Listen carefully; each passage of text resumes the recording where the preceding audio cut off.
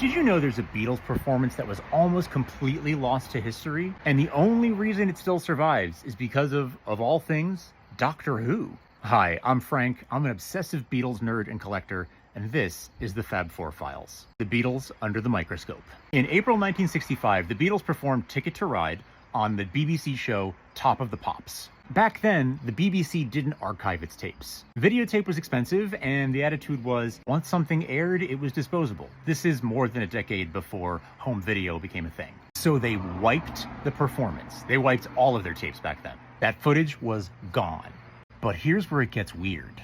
A few weeks later, Doctor Who, also on the BBC, aired a story arc called The Chase. The Doctor and his companions use a fictional device called a time-space visualizer to peek into Earth's history. What did they tune into?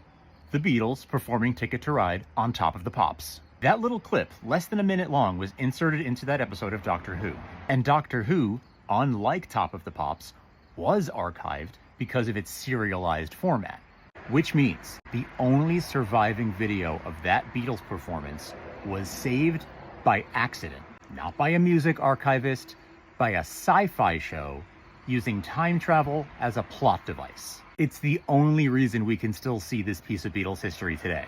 So in a weird way, the fictional time machine actually lets us go back in time and see real history.